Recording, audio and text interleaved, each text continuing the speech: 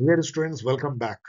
Yes, आप सोच रहे होंगे कि सर ये फिफ्थ सेमेस्टर के लिए क्यों लेके आ गए इंटरनेशनल पॉलिटिकल इकोनॉमी। ये तो डिसिप्लिन जो स्पेसिफिक कोर्स डीएससी या कंपलसरी कोर्स है नहीं, ये तो इलेक्टिव कोर्स है।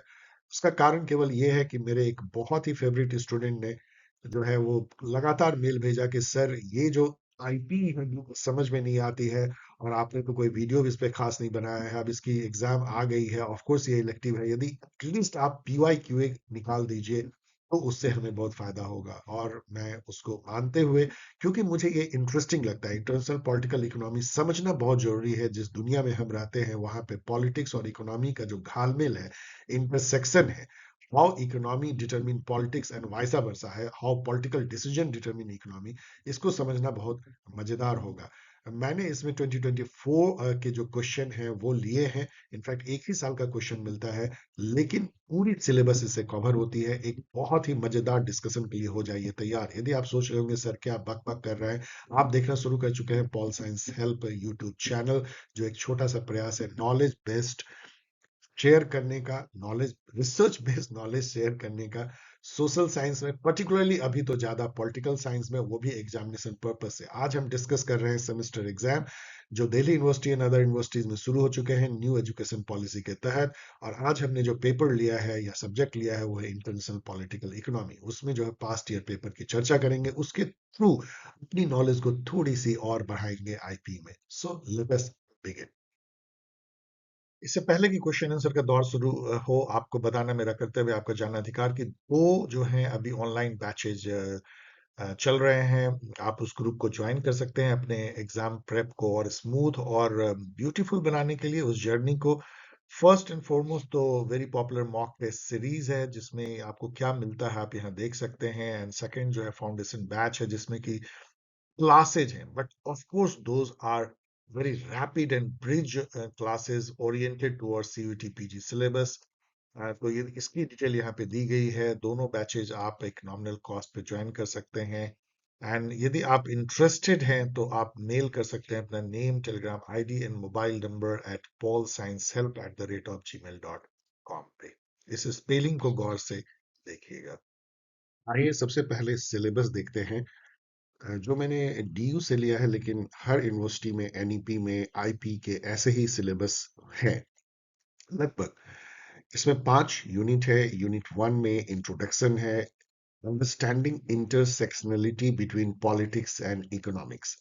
तो यहाँ पे देखिए, पॉलिटिकल इकोनॉमी, एक बात मैं आपको कहना चाहता हूँ कि जब शुरू में इकोनॉमिक्स की पढ़ाई होती थी, चाहे वो एडम स्मिथ करें, चाहे रिकार्डो करें, चाहे कोई भी इकोनॉमिस्ट जिसको आप कहते हैं 17th सेंचुरी या 18th सेंचुरी में, they called it political economy because always economics जो है वो पॉलिटिक्स से अटैच रहा है। आपने बहुत फेमसली सुना होगा कि इट इज इकोनॉमिक्स स्टूपिड, मतलब पॉलिटिक्स के बारे में किसी ने कहा it is economy economy economy. कहीं भी कोई भी आप सत्ता ले लीजिए, रेजीम ले लीजिए, रूल ले लीजिए, वहां पे पॉलिटिक्स जो है it is dominated by economic matter. यदि इकोनॉमिक मैटर में कोई फाल्टर कर जाता है, जैसे इवन सिंपल सा इशू है, प्याज का दाम बढ़ जाने से दिल्ली में सरकार बदल जाती है, बेरोजगारी बढ़ गई और महंगाई बढ़ गई, तो इंदिरा गांधी की सरकार जो है इतनी मजबूत सरकार वो हिल गई। इकोनॉमिक्स ऑलवेज जो है सुपर इंपॉर्टेंट जो है पॉलिटिक्स के लिए रहा है। एक बात और समझिए, आप हैरोल्ड लैसवेल का याद कीजिए, पॉलिटिक्स का डेफिनेशन, जहां वो कहते हैं कि politics is who gets what when and how. तो बेसिकली क्या मिलता है, जो डिस्ट्रीब्यूशनल इशू है, पॉलिटिक्स है ही क्या? ये पावर और इंटरेस्ट का गेम है। इंटरेस्ट क्या है, हमको कितना मिलता है, क्या मिलता है, जो most important primary social good है, जिसके लिए कि हम अपने पावर को यूज करते हैं, उसमें हमारा इंटरेस्ट है और उसके लिए पॉलिटिक्स होती है, वो है wealth and income. Of course also political office, सत्ता, लेकिन वो मीडियम है अल्टीमेटली वेल्थ और इनकम के लिए। तो इसीलिए इकोनॉमी जो है और पॉलिटिक्स का जो हालमेल है या इंटरसेक्शनलिटी है, दैट इज सुपर इंपॉर्टेंट। इसलिए पॉलिटिकल जो इकोनॉमी है, वो इकोनॉमी को पॉलिटिक्स के नजरिए से देखता है, यही है। और एक बार फिर से मैं कह रहा हूं कि economy started with political economy and later on जो है उन्होंने पॉलिटिकल हटाया और अपने को इकोनॉमिक्स कहा, बट इट एक्चुअली इसका जो जन्म जो हुआ बहुत नेचुरल ढंग से पॉलिटिकल इकोनॉमी के तौर पे हुआ। तो इसमें आपको यही समझना है। यूनिट टू जो है वो थियोरेटिकल पर्सपेक्टिव है, जो सबसे लंबा यूनिट है, जिसमें कि इकोनॉमिक नेशनलिज्म जो अभी जो चल रहा है, जो ट्रम्प कर रहे हैं, that is nothing but economic nationalism है। मतलब कि हमारा राष्ट्र महान होगा इकोनॉमिक्स में, हम ज्यादा एक्सपोर्ट करेंगे, कम इंपोर्ट करेंगे, ट्रेड बैरियर लगाएंगे, अपने इंडस्ट्री को प्रोटेक्ट करेंगे। मतलब इकोनॉमिक नेशनलिज्म का मतलब ये हुआ कि एक स्टेट जो है वो अपने इकोनॉमी को प्रोटेक्ट करने के लिए सजग है। और वो इस तरह से सीधा free market, free trade, free market agreement, market को आगे ले जाओ, स्टेट को पीछे ले जाओ, इसमें बिलीव नहीं करता है। ये बहुत पहले जो है मर्केंटलिज्म जो हुई थी, जहां से कि ईस्ट इंडिया कंपनी जैसी शुरू हुई थी, बड़े बड़े शिप लेकर के, जो एक ट्रेडिंग कंपनी थी वो यूरोप से भेजी गई, इंडिया, अफ्रीका और एशिया की तरफ जो भेजी गई, वही नीति थी। और उसमें जो है इकोनॉमिक नेशनलिज्म इतना चलता था कि डच आगे हैं या फ्रेंच आगे हैं या इंग्लिश आगे है, कि अपने इकोनॉमी को, अपने नेशन के इकोनॉमी को स्ट्रांग बनाना है through trade, through economic activity, through industrialisation. That is called economic nationalism. आप बस जो जो ट्रम्प कर रहे हैं, आप उसको इकोनॉमिक नेशनलिज्म के तौर पे समझ सकते हैं। लिबरलिज्म वो है जो अभी रो रही है कि ट्रम्प ऐसा क्यों नहीं कर रहा है। लिबरलिज्म जो है free market, free trade, institutional जो डब्ल्यूटीओ और आईएमएफ के थ्रू सब कुछ का तय होना, मार्केट को आगे रखना, स्टेट को पीछे रखना, टाइप ऑफ जो अभी काफी दबाव में है। नियो मार्क्सिज्म जिसको स्ट्रक्चरलिज्म भी कहते हैं, जो कि एक स्ट्रक्चर जो ग्लोबल कैपिटलिस्ट स्ट्रक्चर है उस पर फोकस करती है कि कौन प्रिविलेज्ड है, कौन मोड ऑफ प्रोडक्शन को कौन करते हैं, कौन जो है वो बेचारा पेरीफेरी में है, कौन कोर है, इस टाइप की जो बातें करते हैं। जो नियो मार्क्सिस्ट, आप डिपेंडेंसी थ्योरी याद कीजिए इमैनुअल वॉलस्टीन को, वो आपको टिपिकल जो है नियो मार्क्सिस्ट जो नजरिया है इंटरनेशनल पॉलिटिकल इकोनॉमी में, कोर, सेमी पेरीफेरी, पेरीफेरी, वो नियो मार्क्सिज्म है। Most of the thinker of critical school, critical theory school like Frankfurt जो है या रॉबर्ट कॉक्स है, वो सब जो है नियो मार्क्सिस्ट आप कह सकते हैं। बेसिकली उनका ये कहना है कि जो ग्लोबल कैपिटलिस्ट स्ट्रक्चर है, वो जो डोमेस्टिक कैपिटलिस्ट स्ट्रक्चर है उसी का ग्लोबल रूप है। वहां पे एक जो कोर है, western US and western Europe, वो जो है डोमिनेंट कैपिटलिस्ट पावर है, जो मोड ऑफ प्रोडक्शन, टेक्नोलॉजी और कैपिटल को जो है कंट्रोल करते हैं। और जो बाकी पेरिफेरी है लाइक इंडिया, एशिया, अफ्रीका, जो कि बेसिकली मार्केट है उनके प्रोडक्ट्स के लिए, और दोनों के बीच का जो ट्रेड रिलेशन है वो अनइक्वल है। और वहां से जो बना बनाया मैन्युफैक्चर जो सामान होता है वो इन जगह पे आता है एट ह्यूज कॉस्ट, और इन पेरीफेरी से जो है लेबर, सस्ता लेबर और सस्ता रॉ मटेरियल जो है कोर की तरफ जाता है। तो ये जो ग्लोबल कैपिटलिस्ट स्ट्रक्चर है वो अनइक्वल है, एक्सप्लॉइटेटिव है, और it is in the favour of the developed country. तो एक तरह से यहाँ भी क्लास के लेंस से ग्लोबल कैपिटलिज्म को देखना है, या ग्लोबल जो स्ट्रक्चर है, इकोनॉमिक स्ट्रक्चर, उसको देखना है।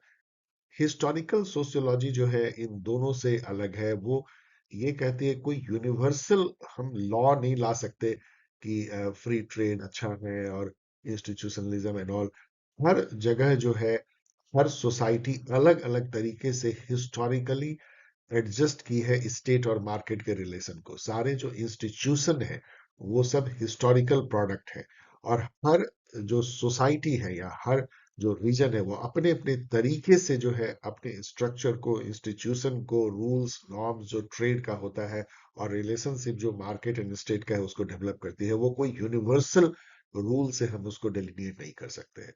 तो मतलब ये जो है basically historical process of social formation, जिसके कंपोनेंट बन जाते हैं स्टेट, मार्केट, दोनों का रिलेशन, इंस्टीट्यूशन, ये सारे को जो है वो हिस्टोरिकली एनालाइज करने की कोशिश करते हैं एक पर्टिकुलर सोसाइटी के ही कॉन्टेक्स्ट में। फेमिनिस्ट पर्सपेक्टिव जो है सारे ग्लोबल पॉलिटिकल इकोनॉमी को जेंडर के चश्मे से देखने की कोशिश करते हैं। उनका ये मानना है कि नियो मार्क्सिस्ट क्लास के चश्मे से देखते हैं, लिबरलिज्म जो है वो यूनिवर्सल लिबरल थ्योरी के तौर पे पर्सपेक्टिव से देखते हैं, लेकिन वो सब लोग जो है छोड़ देते हैं, जेंडर को भूल जाते हैं।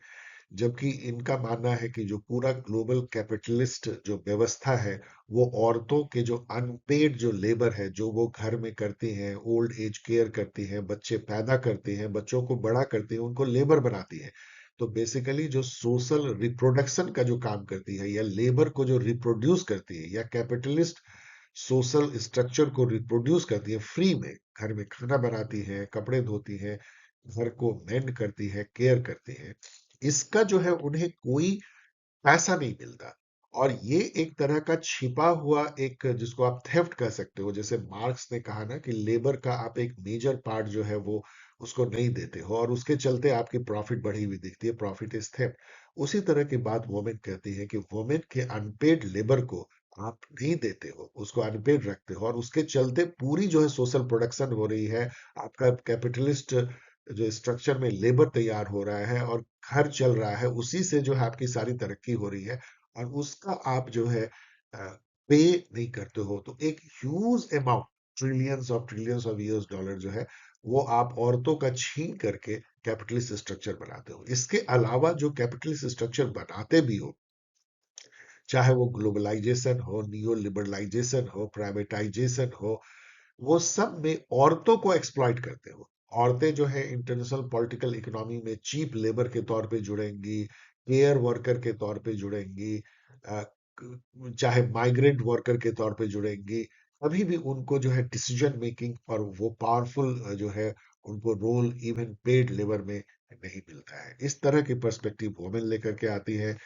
पोस्ट कोलोनियलिज्म जो है वो तो एक एक धारा है जो कि बहुत तरीके से पॉलिटिक्स को एनालाइज करती है, जिसमें कि जो असर हुआ है कोलोनलाइजेशन का पोस्ट कॉलोनियल स्टेट पे और समाज पे, जो फ्रेंच फैनन जिसको रिप्रेजेंट करते हैं ब्यूटीफुली अपने book wretched of the earth type में, उसमें उसका जो है क्या असर पड़ा है, क्यों पोस्ट कॉलोनियल स्टेट जो है वो वेल्थ क्रिएट करने में, इनकम जनरेट करने में, इकोनॉमी में पीछे रह गए, और कैसे अभी भी जो है ये जो पोस्ट कॉलोनियल स्टेट का एक एक्सप्लॉयटेटिव रिलेशन जो है अपने कॉलोनियल मास्टर या जो कोर है उससे है। इस तरह की बातें वो उसको एनालाइज करते हैं कि कैसे कॉलोनियलिज्म जो है अब इंपेरियल इकोनॉमिक इंपेरियलिज्म में बदल चुका है, और एक तरह का इकोनॉमिक कॉलोनियलिज्म में बदल चुका है। कैसे जो है अभी भी उनके डिक्टेट होते हैं, उनके ट्रेड, उनकी मार्केट, उनके यहाँ का economy by some external power जो कि कभी कॉलोनियल मास्टर कर रहा था। यूनिट 3 में जो है इंटरनेशनल ट्रेड एंड डेवलपमेंट की बात होती है, जहाँ पे कि जो रोल है, जैसे डब्ल्यूटीओ का क्या रोल है, मल्टीनेशनल कॉरपोरेशन का इंटरनेशनल ट्रेड में कितना बड़ा रोल है, वी ऑल नो। अभी अमेजन का देखिए पूरे वर्ल्ड में, ई कॉमर्स, वॉलमार्ट, तो अब तो मतलब और बढ़ते जा रहा है। इंटरनेशनल ट्रेड की जो डिफरेंट थ्योरी है, मर्केंटलिज्म एक समय में इंपॉर्टेंट थ्योरी जिसको डंप किया गया फ्री ट्रेड के लिए, अब जो है इकोनॉमिक नेशनलिज्म सामने आ गई है ऑल। और ग्लोबल साउथ जो है कैसे एक अनफेयर ट्रेड रिलेशनशिप में जुड़ता है ग्लोबल नॉर्थ से, इन सब पे आपको जो है ऐसा पढ़ना है। यूनिट 4 जो है वो इंटरनेशनल फाइनेंस है, जो कि बहुत इंपॉर्टेंट है। आपको पता है वर्ल्ड बैंक एंड आईएमएफ जो है ग्लोबल फाइनेंशियल इंस्टीट्यूशन है, जो कंट्रोल करते हैं, गवर्न करते हैं पूरे दुनिया में मॉनेटरी पॉलिसी हो। मॉनेटरी पॉलिसी तो बहुत कम, लेकिन फाइनेंस करना, गरीब देशों को प्रोजेक्ट फाइनेंस करना, यदि फॉरेन एक्सचेंज की पे क्राइसिस आ जाए जो, तो आईएमएफ आगे बढ़ के उनको हेल्प करती है, लेकिन वो सारे जो हेल्प होते हैं वो कंडीशनल होते हैं, और उसमें पॉलिटिक्स जो है छिपा होता है। मतलब आपको वो करना होगा जो डेवलप्ड कंट्री के हित में होगा। यदि आप वो पॉलिसी अपनाएंगे तो फिर आपको हम हेल्प करेंगे, तो वहां भी जो है पॉलिटिक्स छिपा हुआ है उनके हेल्थ में। यही सब आपको जो है पढ़ना है। Brayton would Brayton would system क्या था, वो कैसे इस्टेब्लिश हुआ, कैसे वो ठह गया, और फिर कैसे जो है मॉनेटरी पॉलिसी जो है वर्ल्ड की फ्रैगमेंटेड हो गई, हर कंट्री अपनी अपनी डिसाइड करने लगा, कैसे फ्लोटिंग रेट हुआ। यहाँ पे आप ये भी देख सकते हैं कि कैसे आईएमएफ और वर्ल्ड बैंक जो है, जो ग्लोबल फाइनेंस को गवर्न करते हैं, उसमें रोल कितना कम जो है ग्लोबल साउथ का है, उनको वो they are just rule accepter. They are rule taker, they are not rule maker. और कैसे अब जो है उस पे वो हल्ला कर रहे हैं, जैसे जो वहाँ वोटिंग कोटा है आईएमएफ में, उसमें डेवलपिंग कंट्री को बढ़ाने का और ये सब भी पढ़ना है आपको। लास्ट यूनिट जो है new directions and contemporary challenge, जो मतलब कि नए जमाने में आईपी के आप यदि देखें तो सबसे इंपॉर्टेंट है साइबर इकोनॉमी। और अभी तो पूरी दुनिया में आप देखिए कि आपको जान के हैरानी होगी कि अभी जो generative AI, artificial intelligence, chat GPT type की जो का जो एक रिवॉल्यूशन हुआ है, उसके चलते एक कंपनी है एनवीडिया। आप में से कई लोगों ने सुना होगा एनवीडिया। मैं अलग ढंग से लिख रहा हूँ, शायद एनवीडिया ऐसे लिखा जाता है, एनवीडिया, जो कि कई समय से हम लोग इसको जो है ग्राफिक कार्ड बनाने वाली कंपनी के तौर पे जानते थे। लेकिन आपको जान के हैरानी होगी कि आज इस कंपनी की मार्केट वैल्यूएशन जो है more than 5 trillion US dollar है। Can you believe? इंडिया की 3 ट्रिलियन है, समझिए। और उससे लगभग डबल के तौर पे जो है, अभी कल ही मैं एक नारा सुन रहा था कि एक बहुत अच्छा प्रचार चल रहा था कि हमें 6 ट्रिलियन इकोनॉमी बनानी है, 6 ट्रिलियन बनानी है। मतलब अच्छा है, हम लोग कोशिश कर रहे हैं इंडिया। लेकिन हो सकता है कुछ महीने के अंदर एनवीडिया जो है 6 ट्रिलियन मतलब कि कंपनी बन जाए। एक कंपनी जो है वो इंडिया से समझिए डबल। यदि वो एक नेशन होता तो वो थर्ड लार्जेस्ट जो है इकोनॉमी दुनिया का होता। तो ये सब इसलिए हो रहा है कि पूरी जो दुनिया है वो साइबर इकोनॉमी पे शिफ्ट कर रही है। मतलब generative AI, cloud computing, electronic commerce and जो न्यू टेक्नोलॉजी है, जितने भी इंफॉर्मेशन एंड कम्युनिकेशन टेक्नोलॉजी के हैं, चाहे एम कॉमर्स हो, ई कॉमर्स हो, वीडियो कॉन्फ्रेंसिंग के थ्रू जो है आप मीटिंग करते हैं, जैसे ऑनलाइन जो है पढ़ाई होती है, एडटेक कंपनी है, एवरीथिंग इज गोइंग ऑनलाइन। सभी कुछ जो है आपका, पूरी अकाउंटिंग जो है, बैंकिंग है, फाइनेंसेस है, मनी ट्रांसफर है, सभी कुछ ऑनलाइन। तो ये इसका क्या असर पड़ा है इस ऑनलाइन इकोनॉमी का पूरे दुनिया के इंटरनेशनल पॉलिटिकल इकोनॉमी पे? अब यहाँ पे इशू ये उठता है कि कौन कंट्रोल करता है टेक्नोलॉजी को। यदि आप देखेंगे तो वही कंट्री कंट्रोल करते हैं जो एक समय में पावरफुल थे। America controls the global information and communication technology. सारे जो टेक्नोलॉजी कंपनी है, चाहे माइक्रोसॉफ्ट हो, चाहे गूगल हो, वो सारे जो हैं वो अमेरिका में बेस्ड है। आप इससे समझिए, उसकी ताकत समझिए क्या है। लेकिन यहाँ पे एक और ताकत आती है साइबर इकोनॉमी में, चाइना जैसे कंट्री की, जो उसका हार्डवेयर पार्ट है, जो चिप बनाने की है, उसके लिए जो रेयर अर्थ चाहिए, जो मिनरल चाहिए, वो कंट्रोल चाइना करता है। तो यहाँ पे एक बैलेंसिंग है कि चाइना हार्डवेयर में, मतलब चिप में, उसके रॉ मटेरियल में, मिनरल में आगे है, और यूएस जो है टेक्नोलॉजी में। इवन चाइना टेक्नोलॉजी में भी यूएस को compete करने की कोशिश करता है, but it is always second best. तो ये सब भी आपको इसमें पढ़ना है। और क्या मतलब कि एक और इसमें आपको पढ़नी है कि जो ग्लोबल क्राइसिस आती है, बहुत सारे आए हैं। लाइक सब प्राइम क्राइसिस आई 2008 में, उसके पहले 1997 98 में एशियन फाइनेंशियल क्राइसिस आई। फिर उसके बाद पैंडेमिक जो आया, वो तो सबसे बड़ा जो फाइनेंशियल क्राइसिस था, पैंडेमिक। उसका जो है क्या असर पड़ता है ग्लोबल पॉलिटिकल इकोनॉमी में, और उसके कौन लूजर होते हैं, कौन गेनर होते हैं। उसमें भी जैसे वुमेन बोलेंगे कि जितने क्राइसिस आते हैं वो वुमेन को ज्यादा एडवर्सली इफेक्ट करते हैं in comparison to man. Then global civil society के बारे में भी आपको पढ़ना है।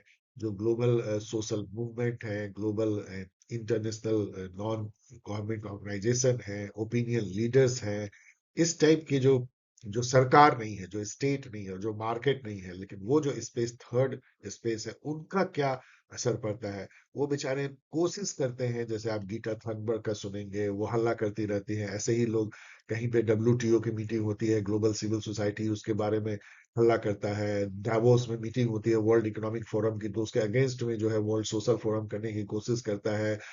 अभी जैसे ग्लोबल इक्वालिटी रिपोर्ट आई है, तो उसके थ्रू जो ग्लोबल ग्लोबल सिविल सोसाइटी ये ध्यान आकर्षित करता है लोगों का कि देखो दुनिया में ग्लोबलाइजेशन के दौर में कितना ज्यादा इनइक्वलिटी बढ़ चुकी है। लेकिन फिर भी ग्लोबल सिविल सोसाइटी एक कारखाने में तूती की आवाज जैसी है। मतलब कि वो बेचारे बहुत कुछ नहीं कर पाते हैं। जो स्टेट और market has become super powerful.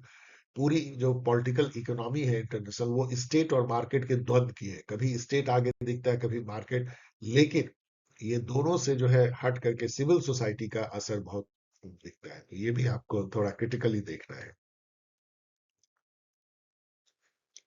अब आइए एक एक यूनिट में, मैंने केवल एक ही साल का क्वेश्चन लिया क्योंकि this is the real question, और उससे लगभग सिलेबस की बातें कवर हो जाती है। मुझे जो कहना है आपको, थोड़ी बहुत जो एग्जामिनेशन के टाइम में आपके दिमाग में गूंजेगी, वो आपको इससे काम चल जाएगा। इसलिए मैंने और जो है कोई पुराना पेपर नहीं लिया है, क्योंकि आपको पता है कि केवल एक ही एक्चुअल पेपर एनईपी का है।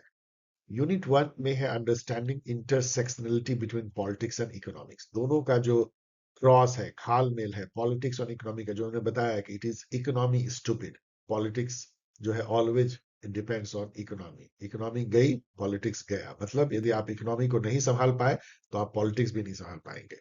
2024 एनईपी में क्वेश्चन है, analyse how globalisation has reshaped the traditional boundaries of international political economy, what new dynamics have emerged as a result.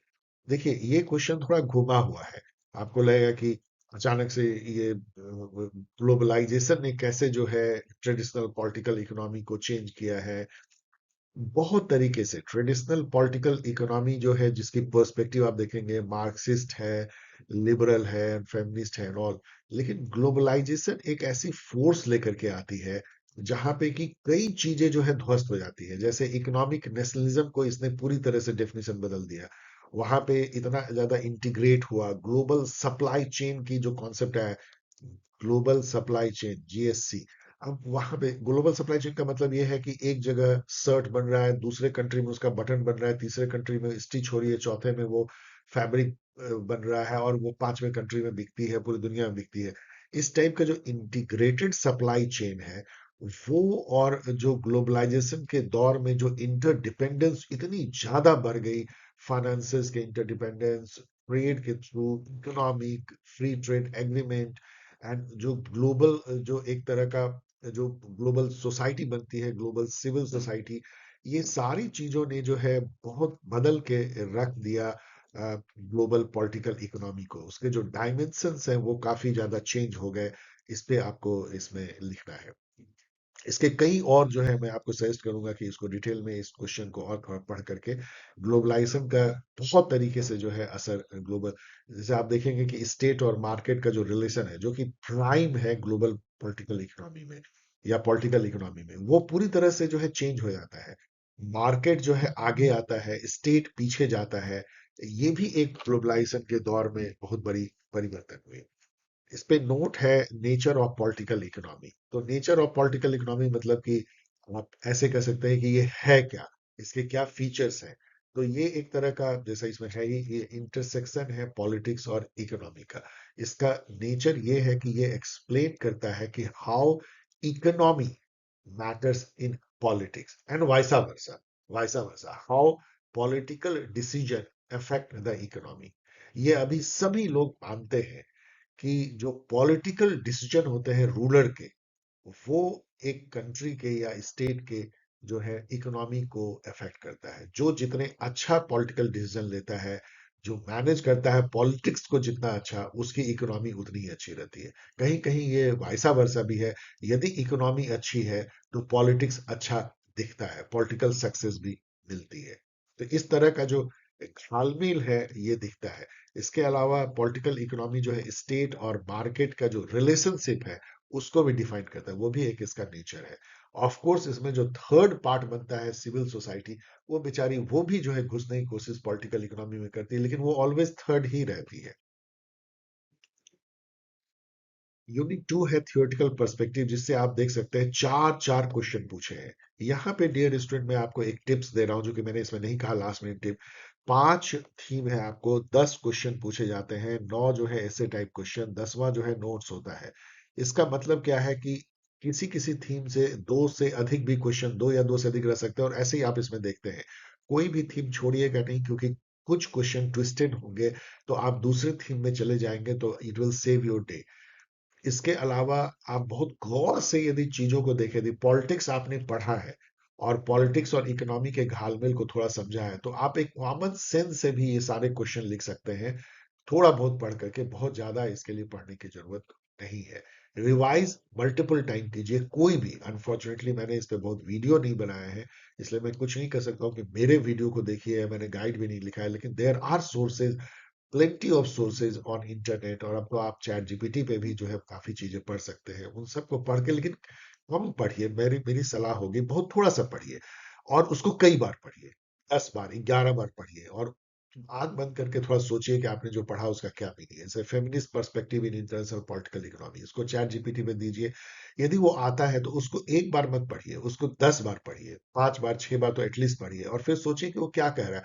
और फिर अपनी जो आपकी नॉलेज है उससे उसको इनरीच कीजिए, केवल चैट जीपीटी पे मत रहिए। जो टीचर ने कहा है, आपके लेक्चरर ने कहा है, जो आपके दोस्तों के साथ डिस्कशन हुई, और फिर अपनी सोच बनाइए कि हाँ, फेमिनिस्ट पर्सपेक्टिव यदि आता है तो मैं ऐसे लिखूंगा। इस तरह से हर थीम को तैयार कीजिए। फर्स्ट क्वेश्चन देखिए, एक्सप्लेन।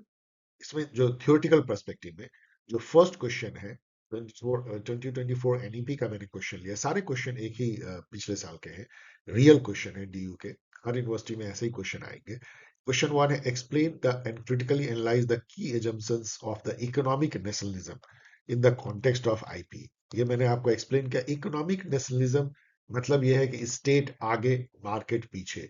इकोनॉमिक्स जो है वो, इकोनॉमिक पॉलिसी स्टेट को मजबूत करने के लिए होना चाहिए, नेशन को मजबूत करने के लिए होना चाहिए। जो जितना चीज ट्रम्प कर रहे हैं कि नहीं, हम टैरिफ लगाएंगे, हम एक्सपोर्ट को बढ़ाएंगे, इंपोर्ट को कम करेंगे, अपने यहाँ इंडस्ट्रियलाइजेशन करेंगे, डिपेंडेंसी कम करेंगे।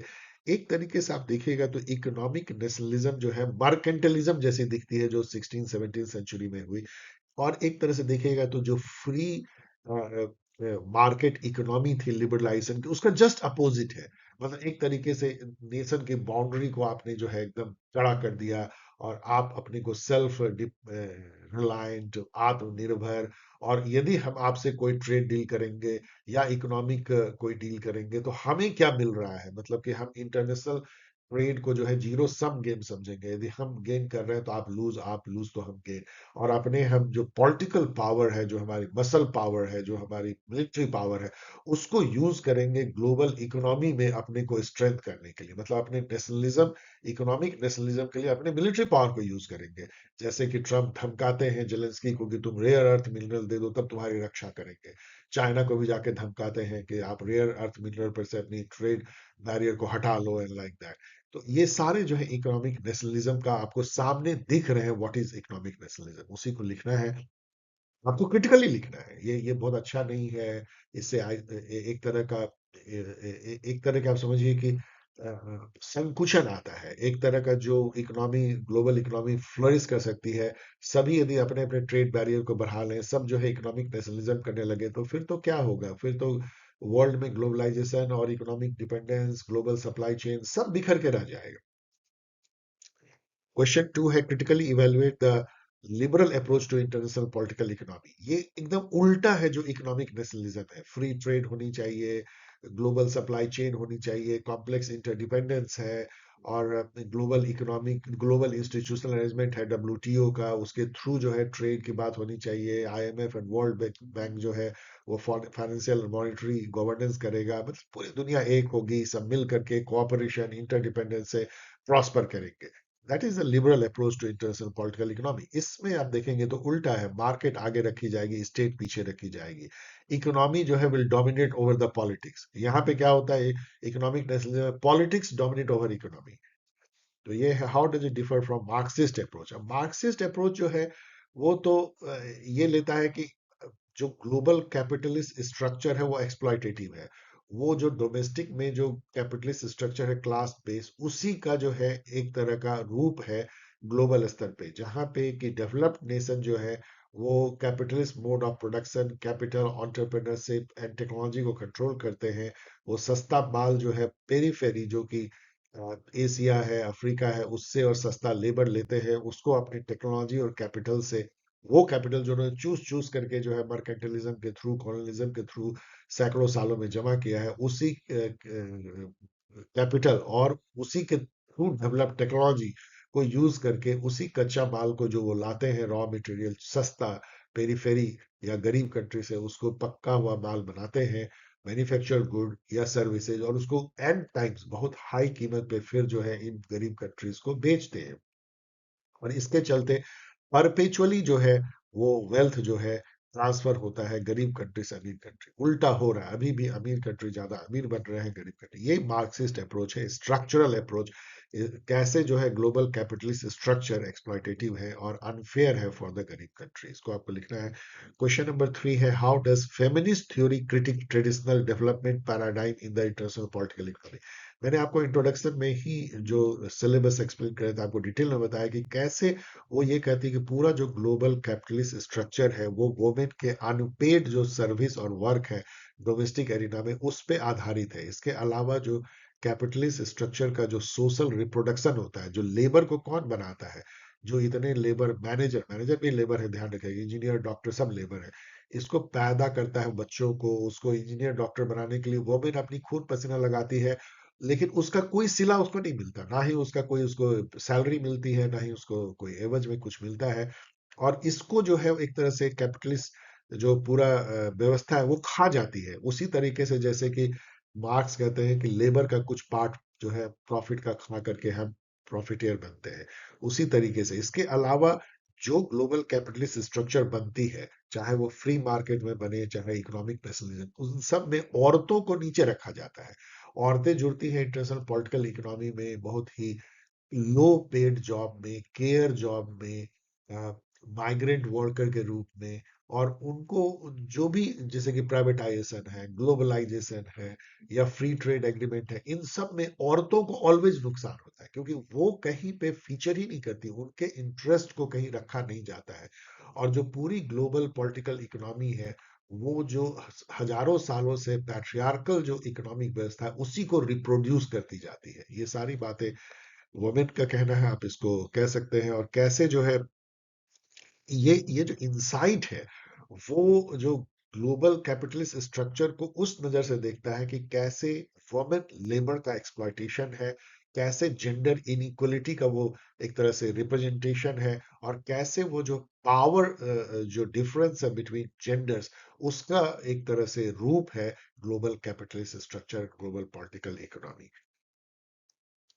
क्वेश्चन नंबर 4 है, पोस्ट कॉलोनियल अप्रोच। ये भी मैंने आपको सिलेबस के टाइम में बताया कि कैसे कॉलोनियलिज्म ने जो है सदा के लिए जो पोस्ट कॉलोनियल स्टेट है उसको हार्म किया है, साइकोलॉजिकली, इकोनॉमिकली। और अभी भी कैसे जो है वो एक फिजिकल जो बॉन्डेज तो खत्म हो गया है, लेकिन इकोनॉमिक इंपेरियलिज्म जो है, वो टेक्नोलॉजी की इंपेरियलिज्म, वो या कल्चरल इंपेरियलिज्म अभी भी पोस्ट कॉलोनियल स्टेट को अपने कॉलोनियल मास्टर और उसके जो साथी हैं वेस्टर्न वर्ल्ड में, उसको झेलना पड़ता है। अभी भी वो उससे मुक्त नहीं हो पाए, और इससे जो है उनकी इकोनॉमी पे क्या फर्क पड़ता है इन सब का, और क्या इसका उपाय हो सकता है, इस पर जो है पूरी सोच जो है और थ्योराइजेशन जो है पोस्ट कॉलोनियल अप्रोच में है। यूनिट 3 में देखिए, इंटरनेशनल ट्रेड एंड डेवलपमेंट, ये भी मैंने काफी एक्सप्लेन किया था सिलेबस के टाइम में। क्वेश्चन देखिए, पहला क्वेश्चन है, इससे भी 3 क्वेश्चन है, what role does the World Trade Organization play in promoting global trade. अब ये तो ऐसा एक जनरल क्वेश्चन है, डब्ल्यूटीओ में मेरी पूरी वीडियो है, तो आप उसको देख सकते हैं। Critically evaluates it's effectiveness in addressing the concerns of developing country with example from global south. इसमें बिल्कुल क्रिटिकल आपको होना है, वो नहीं कर पाई है। खास करके जैसे जो ट्रेड इन एग्रीकल्चर जो है, उस पे जो डेवलप कंट्री चाहता है कि बिल्कुल फ्री ट्रेड हो, और यदि फ्री ट्रेड होगी तो मतलब गरीब किसान मारे जाएंगे इंडिया जैसे कंट्री में, क्योंकि जो डेवलप्ड कंट्री है वहाँ एग्रीकल्चर हाईली सब्सिडाइज है, गवर्नमेंट बहुत पैसा पंप करती है। वो जितना सस्ता मटर उगाएंगे, आलू उगाएंगे, वो तो हमारे किसान कभी नहीं उगा सकते। और यदि उनको हम फ्री ट्रेड कर दें, और इसी को जो है डब्ल्यूटीओ लेके आगे बढ़ती है, उसके चलते वहां पे काफी तानातानी होती है। और वो बहुत चीजों में जो है वो डेवलप कंट्री को हेल्प करती नजर आती है। ये सब आपको इसमें लिखना है। कहीं पे एका नहीं है, मतलब कहीं पे इक्विटी नहीं है, सोशल इक्विटी नहीं है, जस्टिस नहीं है ग्लोबल लेवल पे डब्ल्यूटीओ और वर्ल्ड बैंक और आईएमएफ के वर्किंग में। ये आपको हमेशा हाईलाइट करना है कि they work for the interest of the developed nation. Question number 2 है, the global south. Global south मतलब जो अफ्रीका, एशिया के जो थर्ड वर्ल्ड जिसको हम कहते हैं, the global south has often been sidelined in discussion of economic governance। Economic governance कौन करता है? IMF, world bank and WTO. इसमें कहाँ है डेवलपिंग कंट्री? ना तो उसके गवर्निंग बॉडी में है, कभी एमडी कम ही बनते हैं। वैसे अभी अजय बंगा वर्ल्ड बैंक के हैं, लेकिन वो यूएस के सिटीजन है। और जो इसमें वोटिंग राइट्स भी लाइक आईएमएफ में वो इंडिया जैसे कंट्री को या जो भी डेवलपिंग कंट्री उनको बहुत कम है, सारा कुछ ये जो कंट्रोल जो है यूएस करता है। और यदि यूएस को लगता है कि ये उसकी बात नहीं मानते तो उसे अलग भी हो जाते हैं, जैसे वर्ल्ड हेल्थ ऑर्गेनाइजेशन से and all, Paris Paris climate accord से। अभी जैसे कि जो क्लाइमेट अकॉर्ड हुआ बिलेम में, उसमें यूएस गया ही नहीं। तो उस टाइप की भी जो है वो एक तरह से arm twisting in global economic governance organisation की करते हैं। इसमें ग्लोबल साउथ का कहीं पे कोई रोल बहुत कम है। तो इसको क्रिटिकली एनालाइज करना है, और इंडिया जो है वो ग्लोबल साउथ का वॉइस बनता है, इंडिया और चाइना दोनों, और वो उठाते हैं कि इसमें ज्यादा वोटिंग राइट्स मिले, ज्यादा गवर्निंग जो पावर है वो डेवलपिंग कंट्री के हाथ में आए। तो इंडिया कैसे कर रहा है, और जो global regional alliance like BRICS के थ्रू या जो अदर अलायंस है आसियान और इंडिया मिल करके, वो कैसे एक अल्टरनेटिव अल्टरनेटिव जो है वो एक रीजनल इकोनॉमिक गवर्नेंस अपने फायदे के करने के लिए कैसे इंडिया एक कोशिश कर रहा है, ये सब इसमें आपको लिखना है। नोट है multinational corporation and global trade, ये तो बहुत ही सिंपल है। एमएनसी, इस पे भी मेरी पूरी वीडियो है कि एमएनसी का क्या रोल है, वो आप देख लीजिएगा। मैंने एक वीडियो बनाया था world bank, WTO and MNC पे, उसको आप पढ़ लीजिएगा।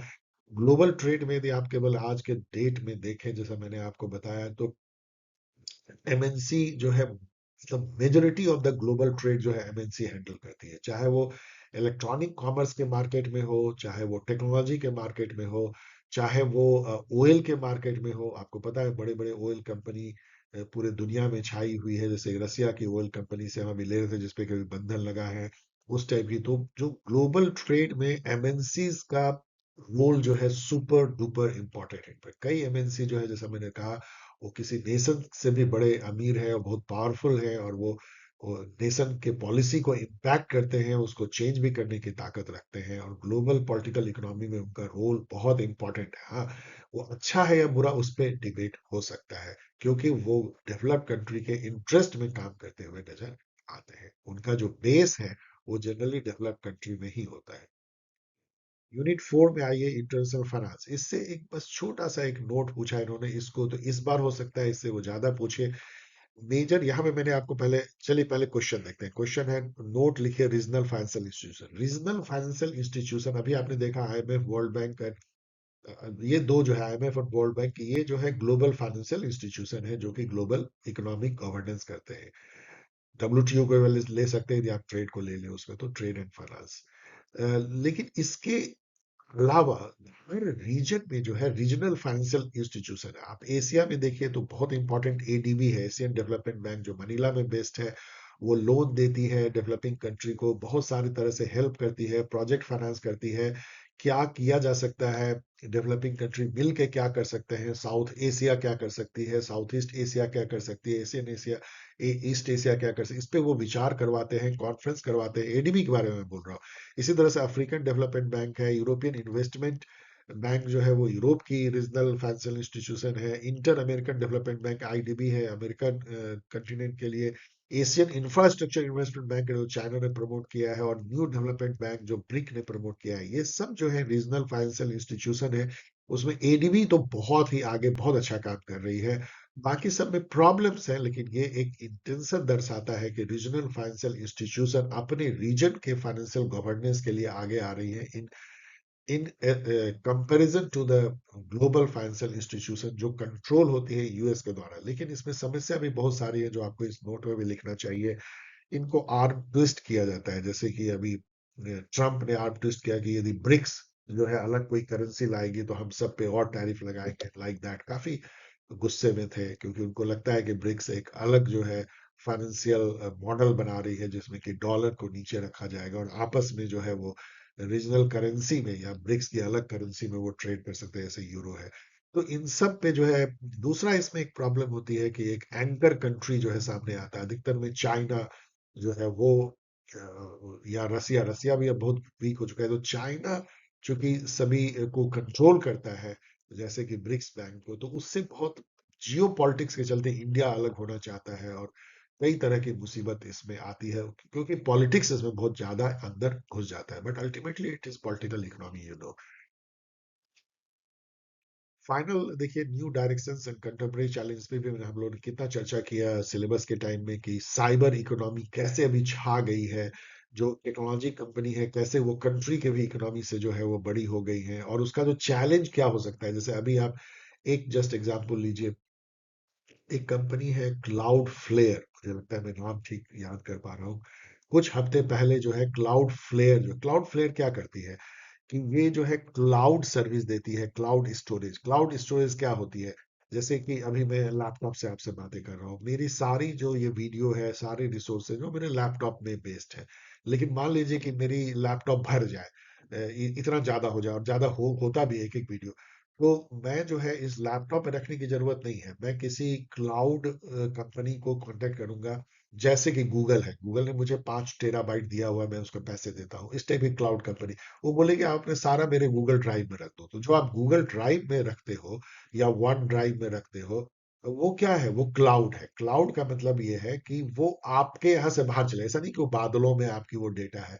मतलब वो गूगल अपने यहाँ ढेर सारा डेटा बैंक बनाए हुए है, ह्यूज अमाउंट ऑफ मेमोरी, जिसमें कि आपकी डेटा सुरक्षित है, वो उसको सुरक्षित रखने का गारंटी लेता है, और जब आप चाहते हो तब वो इंटरनेट के थ्रू, इंटरनेट चाहिए आपको, वो डेटा अवेलेबल करा देता है। जैसे जैसे इंटरनेट की स्पीड बढ़ रही है, ये क्लाउड कंप्यूटिंग का जो है वो बढ़ता जा रहा है।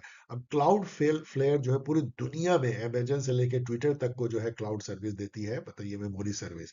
और एक बार क्लाउड फेयर में भी 2 बार दिक्कत आई, और पूरी दुनिया में जो है वो स्पॉटिफाई हो, चाहे वो ट्विटर हो जिसको आप एक्स कहते हैं, वो सब सर्विस ठप हो गई कुछ समय के लिए। तो ये इतना बड़ा हैवोक था। ये आप समझ सकते हैं कि अभी के समय में क्या हैवोक हो सकता है जब कोई ऐसी वाइटल टेक्नोलॉजी कंपनी जो है वो डाउन हो जाए। आप समझिए कुछ समय के लिए यदि गूगल डाउन हो जाए, तो आप गूगल मैप से कहीं जा रहे हैं तो आप रास्ता भटक सकते हैं। इतना ज्यादा हमारी जो है डिपेंडेंस जो है इन ऐप पे और इन टेक्नोलॉजी कंपनी पे हो गई है। तो ये भी एक एस्पेक्ट है, कंटेम्पोररी चैलेंजेस जो है। और दूसरा है कि यदि कल को मान लीजिए अमेरिका जो है वो अपनी आर्म ट्विस्ट करता है, तो गूगल के पास क्या ताकत है, कैन यू बिलीव, कितनी डेटा उसने हम लोग के लिए रखी है, हमारे रोड्स की, उनकी उसकी सैटेलाइट पूरी घूमती रहती है, जीपीएस हर जगह उनको, गूगल को पूरा पता है कि हमारे किस रोड पे कितनी ट्रैफिक है, किस जगह पे क्या है। कैन यू बिलीव कि मतलब हमारा पूरा कंट्री, हमारी पूरी एसेट जो है एक प्राइवेट कंपनी जो कि यूएस कंट्रोल करता है उसको दिखती है। ये सिक्योरिटी पॉइंट से कितना हैवोक हो सकता है, आप इसका अंदाजा लगाइए। और ये हुआ भी, जैसे कि फेसबुक ने जो है पूरी वोटर की जो है एक प्रोफाइलिंग बनाई सोशल मीडिया की, कौन किसको सपोर्ट कर सकता है, और वो बेच दी थर्ड पार्टी को। वो जो कैम्ब्रिज एनालिटिका जो एक स्कैंडल हुआ था, ये सारी चीजें हो रही है क्योंकि सोशल मीडिया पे हम जा करके अपने को एक्सप्रेस करते हैं, हम अपने पॉलिटिकल ओपिनियन रखते हैं, हम अपने खाने का ओपिनियन रखते हैं, अपने अपने विचार रखते हैं, पर्सपेक्टिव रखते हैं। यदि उसको कोई प्रोफाइलिंग कर ले तो ये कितना डेंजरस है। वो पूरे कंट्री को प्रोफाइल कर सकती है कि इसके लोग कैसे सोचते हैं, और उसको यूज मिसयूज हो सकता है।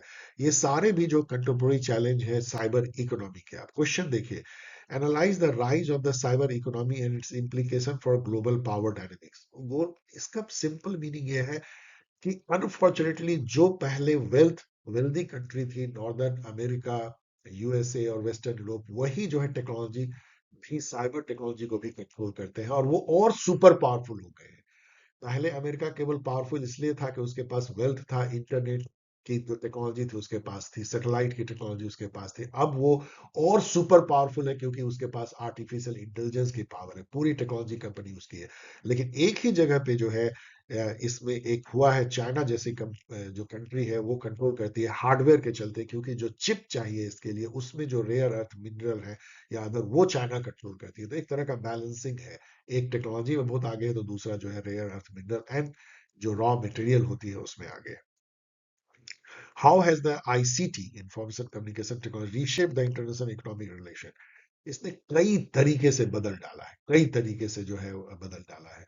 अब आप देख सकते हैं कि कुछ कंट्री जो है वो आईसीटी में आगे बढ़े, इंडिया को भी इससे बहुत फायदा हुआ है। लेकिन इंडिया अनफॉर्चुनेटली हम कोई जेन्युइन टेक्नोलॉजी नहीं डेवलप कर पाए हैं, लेकिन आईसीटी सर्विस देने के चलते जो है, इसका एक एग्जाम्पल जो है, मैं ये कह रहा था कि सर्विस देने के मामले में हम काफी आगे हैं, और उससे भी जो है हमारी जो है एक तरह से हैसियत जो है ग्लोबल इकोनॉमी में बढ़ी है। आप इसका एक एग्जाम्पल देखिए कैसे इंफॉर्मेशन कम्युनिकेशन टेक्नोलॉजी रिशेप करती है इंटरनेशनल इकोनॉमिक रिलेशन को।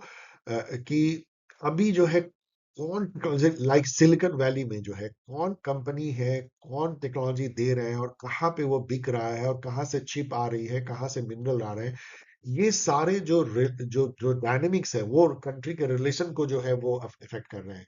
ट्रम्प पाकिस्तान अच्छा लगता है क्योंकि वहां पे उनको जो है वो मिनरल जो चिप बनाने के लिए चाहिए वो उनको वहां से मिल सकता है। उनको यूक्रेन अच्छा लगता है क्योंकि वहां रेयर अर्थ मिनरल मिल सकता है। उनको डर लगता है चाइना से क्योंकि वहां पे वो रॉ मटेरियल है। इस तरीके से अब जो है ग्लोबल इकोनॉमिक रिलेशन इस बेसिस पे चेंज होते हैं कि जो ये जो साइबर इकोनॉमी है उसमें उस कंट्री का क्या रोल है। कहीं हार्डवेयर, मिनरल, चिप या लेबर, जैसे इंडिया का ब्रेन सॉफ्टवेयर बनाने में, तो उससे जो है इकोनॉमिक रिलेशन जो है वो इफेक्ट होता है। क्वेश्चन टू है, evaluate the role of global civil society in shaping international trade policy with special reference to perspective from global south. जैसा मैंने कहा कि जो सिविल सोसाइटी क्या है, स्टेट है, मार्केट है वर्ल्ड लेवल पे, और इन्हीं दोनों का इंटरेक्शन पॉलिटिकल इकोनॉमी है। एक थर्ड बेचारी जो है वो ग्लोबल सिविल सोसाइटी है, जो जो डोमेस्टिक में भी होती है, जिसमें आएंगे कौन, जैसे एनजीओ है, international NGO, social movement, advocacy network, labour union, consumer group, epistemic communities मतलब जो knowledge community, and transnational activist coalition, ये सब आते हैं इसमें। इंडिविजुअल ओपिनियन लीडर भी, नॉम चोम्स्की, गीता थनबर्ग जैसे भी आते हैं। लेकिन आपको पता है कि अभी क्या हुआ है, या तो स्टेट सुप्रीम है या मार्केट सुप्रीम है। Global civil society just like domestic civil society बहुत ही टेंशन में है। ये बेचारी एकदम, इसका रोल घटते जा रहा है। आपको ऐसे ही लिखना चाहिए इनका रोल जो है। अब जैसे मान लीजिए कि डब्ल्यूटीओ की बैठक होती है, ग्लोबल सिविल सोसाइटी हल्ला करता है, आंदोलन करता है, सिएटल में किया था, बहुत बहुत बड़ा हंगामा किया था, लेकिन उसको कौन सुनता है। जो मैंने एक मुहावरा बोला, नकार खाने में तूती, अब हिंदी में तो आप लिखते नहीं है, मतलब कि उनकी आवाज को कोई सुनने वाला है नहीं। ग्लोबल सिविल सोसाइटी का जो हैसियत है, या जो उनकी जो मसल पावर है, या उनकी जो इन्फ्लुएंस करने की ताकत है, वो जैसे जैसे ग्लोबल इकोनॉमी और ज्यादा स्टेट और मार्केट सेंट्रिक होते जा रहा है वैसे वैसे घटते जा रही है। चाहे मार्केट आगे आए जो नियो लिबरल ग्लोबलाइजेशन में हुआ है, या स्टेट आगे आए जो इकोनॉमिक नेशनलिज्म में हुआ है अभी, दोनों में ग्लोबल सिविल सोसाइटी का रोल जो है वो मिनिमाइज होते जा रहा है। यही आपको लिखना है। ये अच्छा नहीं है क्योंकि स्टेट और मार्केट दोनों जो है ब्रूट फोर्स है, और वहां पे बहुत ज्यादा जो है एक्सप्लॉइटेशन है, चाहे वो वुमेन के नजरिए से हो, चाहे वो क्लास के नजरिए से हो, चाहे वो पोस्ट कॉलोनियल पर्सपेक्टिव में हो। जबकि ग्लोबल सिविल सोसाइटी उसके कंपेरिजन में कम कोएसिव है, ज्यादा एमिलियोरेटिव है, ज्यादा हारमोनियस है, और सबकी आवाज उसमें सुनने की उसमें ताकत है। इसलिए उसको आगे बढ़ाना चाहिए यदि दुनिया को अच्छा बनाना है। थर्ड क्वेश्चन है, the Covid 19 pandemic revealed significant vulnerabilities in global supply chain. Global supply chain, जैसा मैंने आपको कहा ना कि यहाँ पे बटन बनती है, वहाँ फैब्रिक बनता है, वहाँ शर्ट बनता है, वहाँ इस तरह के पूरी दुनिया में जो है हर प्रोडक्ट का ग्लोबल सप्लाई चेन है। और वो इतनी बुरी तरीके से डिसरप्ट हुआ, पूरी दुनिया ऐसे इकोनॉमिक क्राइसिस में गई पैंडेमिक में कि हम लोग को ये समझ में आया कि एक इंटरडिपेंडेंट दुनिया में यदि हम जी रहे हैं और कोई इकोनॉमिक क्राइसिस आती है, कोई नेचुरल क्राइसिस, तो ग्लोबल सप्लाई चेन का कैसे जो है कंज्यूमर निकल सकता है। उसके बाद से इस पे काफी बैठक होती है, चाहे ब्रिक्स की हो, चाहे आसियान की हो, चाहे G20 की, कि ग्लोबल सप्लाई चेन को कैसे रेजिलियंट बनाया जाए, मतलब कैसे जो है ये किसी भी क्राइसिस से ये ऊपर रहे। तो ये आपको लिखना है, critically analyse how the disruption has influence the debate between globalisation and economic self reliance. इसमें ये भी हुआ, कंट्री को ये भी फील हुआ कि यदि हम इतना ज्यादा डिपेंडेंट नहीं हो ग्लोबल सप्लाई चेन पे, तो हम इतना ज्यादा सफर नहीं करते। तो ये भी, जैसे श्रीलंका जो है वो बर्बाद जैसी हो गई क्योंकि उनका पूरा ग्लोबल सप्लाई चेन से वो जुड़े हुए थे, टूरिज्म से जुड़े हुए थे, उनकी जो पूरी इकोनॉमी थी वो एक्सपोर्ट इंपोर्ट पे आधारित थी। तो जो इतना ज्यादा, आप जितना ही ज्यादा डिपेंडेंट हो, इंडिया को सबसे कम असर पड़ा क्योंकि हमारा ह्यूज इंटरनल मार्केट है जिसने हमें संभाल लिया। यदि हम पूरी दुनिया से कट भी जाए तो हमारे यहाँ 600-700 मिलियन लोग सामान खुद खरीदते हैं, बाकी लोग प्रोड्यूस करें और बाकी लोग खरीदे तो हम जिंदा रह सकते हैं। लेकिन श्रीलंका जैसे कंट्री, मालदीव जैसे कंट्री, वो तो घुटनों पे आ जाएंगे क्योंकि उनकी इकोनॉमी पूरी तरह से इंटरडिपेंडेंट है ग्लोबल मार्केट पे।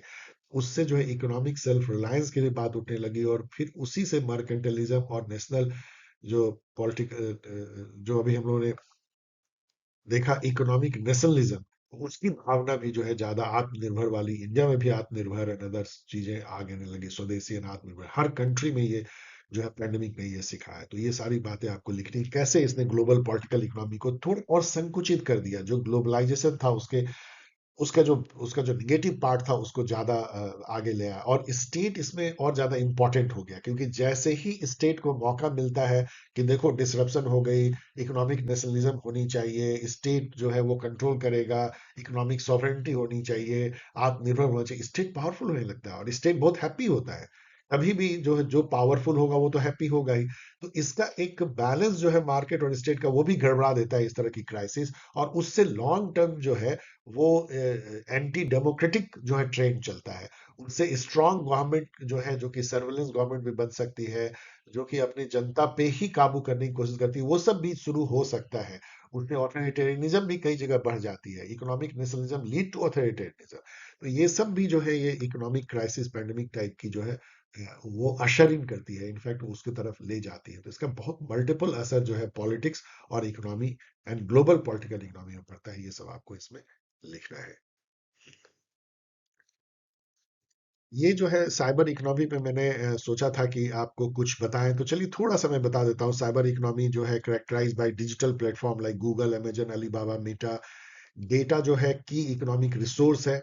जैसे पहले जो इकोनॉमिक जो जो पावर थी, जो मिलिट्री पावर, अब वो डेटा की पावर हो गई है, टेक्नोलॉजी की पावर हो गई, artificial intelligence, automation, cloud computing मैंने अभी आपको बताया।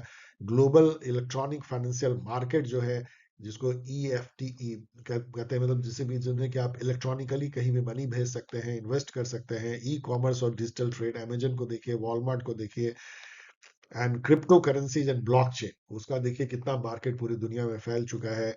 तो ये जो cyber economy, it denote the shift from state centric to platform centric power. हम स्टेट जो है वो स्टेट सेंट्रिक पावर नहीं रह करके, आप देखिए गूगल की पावर, आप एनवीडिया की पावर, आप अमेजन की पावर, ये पावर जो ट्विटर की पावर, ये प्लेटफॉर्म सेंट्रिक पावर हो गए हैं। Rise of new digital super power, like US में सिलिकॉन वैली के जो जाइंट्स हैं, चाइना में state bank digital capitalism, Alibaba, Tencent, Huawei जो है, या ईयू में रेगुलेट, ईयू जो है वो रेगुलेटरी पावर लेकर के आया है, लाइक डेटा प्राइवेसी की उन्होंने रूल बनाया है, डिजिटल सर्विस एक्ट बनाया है। तो ईयू एक अलग तरीके से जो है इस डिजिटल इकोनॉमी में आता है एज ए रेगुलेटर। वो रास्ता दिखाता है कैसे हम अभी जनरेटिव एआई को कैसे टेम करें, रेगुलेट करें। उस पर फ्रांस में पूरी जो है एक कॉन्फ्रेंस हुई, इसमें मोदी जी भी भाग लिए थे। ग्लोबल साउथ बेचारा फिर से जो है पीछे रह गया है, depends on northern digital platform. Her country जो है वो डिपेंडेंट है इन गूगल पे, ट्विटर पे, अमेजन पे, वॉलमार्ट पे, एनवीडिया पे, सारी टेक्नोलॉजी कंपनी, चैट जीपीटी पे and all. Developing economics face dependence on western और चाइनीज टेक इकोसिस्टम। अगेन जो है एक हाई क्रिएट हो रही है, और huge amount of wealth and money जो है अब इन टेक्नोलॉजी प्लेटफॉर्म को पे करने के लिए डेवलपिंग कंट्री से डेवलप कंट्री की तरफ जा रहा है। In traditional economics land, labour, capital important होता था। यही इसी से इंडस्ट्रियल जो है मसल बनती थी, लैंड, लेबर, कैपिटल। अब जो है साइबर इकोनॉमी में data becomes the fourth crucial factor. Land, labour, capital के अलावा डेटा आपको चाहिए। Cloud computing has become important. जो टेक्नोलॉजी है that become the important. Internet की जो आपकी इंटरनेट की नेटवर्क है that become the important. Shift from a world driven by industrial power to one dominated by information power. अब industrial power से और अनफॉर्चुनेटली जो इंडस्ट्रियल पावर थी वही इंफॉर्मेशन पावर है। अमेरिका इंडस्ट्रियल पावर भी था, information power, technology power.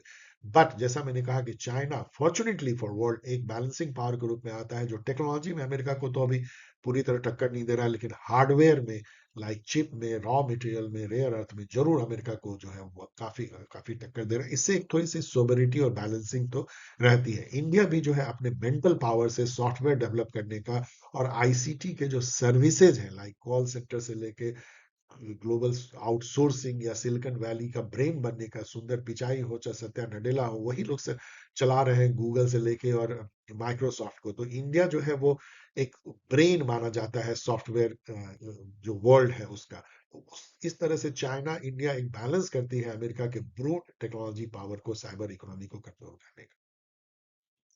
So dear student, thanks for watching. मुझे लगता है कि आपको ये वीडियो हेल्प करेगा। लास्ट मोमेंट में भी यदि आप इसको 8-10 बार तेजी से आंख बंद करके सुनोगे तो शायद आप कुछ कुछ अच्छा आंसर खुद ही लिख दोगे, जो मैंने तरीका बताया है उसके साथ इसको अध्ययन करने से। और यदि आप ज्वाइन करना चाहते हैं सीयूईटी पीजी की टेस्ट सीरीज एंड काउंसलिंग, तो अभी जस्ट शुरू हुई है, that is the best time to join. वैसे आप कभी भी ज्वाइन कर सकते हैं, इस बात को याद रखिएगा कि आपके कभी भी ज्वाइन करने से कोई फर्क नहीं पड़ता आपको, क्योंकि जितने प्रीवियस टेस्ट हुए हैं वो लाइव आपको ग्रुप में मिलते हैं, और जितने प्रीवियस रिकॉर्डेड क्लासेज हैं वो भी आपको मिलते हैं। तो आप कुछ भी लूज करते नहीं है, लेकिन जितना जल्दी आप ज्वाइन करेंगे उतना ही ग्रुप का इफेक्ट और स्ट्रक्चर्ड वे में पढ़ाई का इफेक्ट आपको होगा। यदि आप इंटरेस्टेड है ज्वाइन करने को, तो रजिस्टर करें, अपने name, Telegram ID and mobile number भेजें paulsciencehelp@gmail.com पे। एक बात और मैं यहाँ बता दूं कि इवन फाउंडेशन बैच भी अभी अभी अभी भी आप ज्वाइन कर सकते हैं। इसकी वैलिडिटी 31 जनवरी तक है। उसमें आपको डिटेल लेक्चर मिलेंगे, जैसे ये लेक्चर है, लेकिन वो लेक्चर एकदम अलग है, वो यूट्यूब पे नहीं है, एक्सक्लूसिव जो है सीयूईटी पीजी के लिए बनाया गया, आपको मजा आ जाएगा। यदि आप उसको ज्वाइन करना चाहते हैं तो उसके लिए अलग से लिखे इसी मेल आईडी पे कि मैं ज्वाइन करना चाहता हूँ फाउंडेशनल बैच। आप दोनों बैच एक साथ भी ज्वाइन कर सकते हैं, उसमें सुपर डिस्काउंट भी आपको मिल सकता है। और इस तरीके से आप मुझसे मिल सकते हैं, बातें कर सकते हैं। मैं ऑलवेज कोशिश करता हूँ, वेबसाइट भी है, वहां पे आपको कई कई फ्री मटेरियल मिलते हैं। ईमेल है paulsciencehelp@gmail.com। टेलीग्राम चैनल आप देख सकते हैं पॉल साइंस हेल्प, जहाँ के आपको बहुत सारे इंपॉर्टेंट इन्फॉर्मेशन मिलता है। मैं स्ट्रांगली सलाह दूंगा कि आप इसको जरूर ज्वाइन करें। आपको सारी सूचनाएं इस प्लेटफॉर्म पे क्या क्या आपको मिल सकता है रिसोर्स, और क्या कौन मैचेस चल रहे हैं, क्या हो रहा है, न्यू डेवलपमेंट, वो आपको मिलती है। और ट्विटर पे भी जो है मैं ऑलवेज जो है न्यू डेवलपमेंट शेयर करता हूँ, न्यू वीडियो से लेके न्यू बैचेस तक। इन सबको आप ज्वाइन कर सकते हैं। चलिए मिलेंगे किसी एक और वीडियो के साथ, तब तक गुड विशेस।